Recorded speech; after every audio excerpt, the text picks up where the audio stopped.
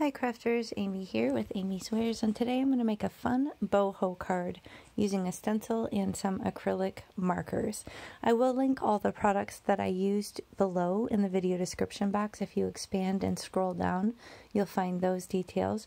But here in a moment I'm going to show you a photo of the finished card to show you the direction that we're headed. This came together really quickly and it was really fun to use these new to me acrylic markers. Now this gorgeous stencil is called Boho Medallion. It's an older stencil available in the shop at A Colorful Life Designs.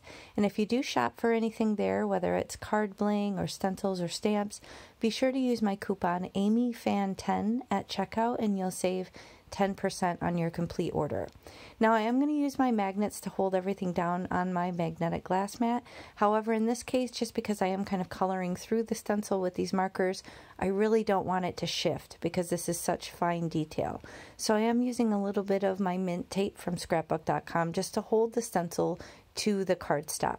And as you can see, I do have a piece of black heavyweight cardstock. I did cut it down with a stitched edge rectangle die, so that does make it slightly smaller than A2 size, which US A2 is 4¼ inches by 5½.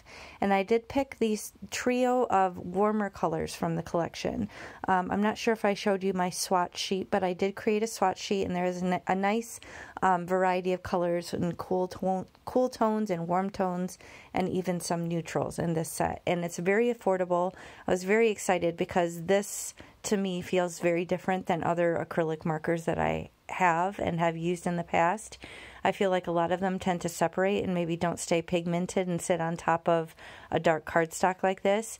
But these flowed right out as soon as you open them up. You don't even need to kind of pump the tip to make the ink flow out. They're ready to use immediately, and they're nice and rich and pigmented and sit up nicely right on top of that cardstock. So these work great on white cardstock or dark colored cardstock. So very versatile and fun, and I'm just having a blast playing with them. So I'm just going right in the openings and just kind of filling in. I'm only going to do just this little small part. I could have gone further and added other colors, maybe brought in some cooler colors and expanded out. But in this case, I just wanted it to be these warm colors and kind of small. So I'm just kind of cleaning off the tip. I think I got a little bit of contamination, but that pretty much cleaned it up. Now I'm going to remove this and show you this awesome design. So you can see it's nice and pigmented. It's not see-through or translucent at all. It just sits right on top of that dark cardstock. So next up, I'm actually going to show you, I have some of these little alcohol swab pads or little sheets or whatever right on my desk. I use that to actually clean off the stencil. So that stuff will stick on there. It won't come off with soap or like a stamp chamois, but it comes off super easy with rubbing alcohol. So if you have any rubbing alcohol, you can absolutely take the marker right off of your stencil with that.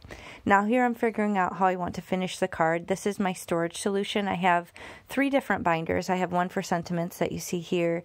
I have one for sentiment strips, and I have one for critters. So stamped out critters that have already been colored and cut out or die cut out.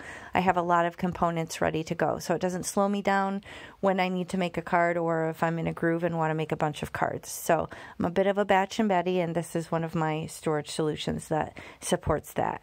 Now this Celebrate die, I believe, is discontinued. I think it was Photoplay, but it nestled in so nicely in that lower right corner. So I'm going to use this 2-inch foam tape that I got from scrapbook.com just to put 2 strips of that on the back of this black panel and then pop it up on top of that matching pink cardstock. Now originally I was thinking I was going to just kind of draw around the edge of the card base to match the pink, but I thought it might not look the greatest, so I was glad to have some matching pink colored cardstock in my stash. So here I'm showing you my storage for all of my gorgeous new card bling from A Colorful Life Designs. If you've ordered from her before, you may have gotten some of these as like a little free sample, but these pouches are actually much bigger and you can buy them in the shop now, and there's loads of yummy colors. So I'm just flipping through. I have one container with neutrals in it and then one with that gorgeous rainbow of color, and I'm figuring out which one goes best. I did find one that was a gorgeous match. I think it's something Opalescent Peony maybe is the one that I used. I'll try and link it below, but be sure to check out all the amazing, gorgeous colors in the shop.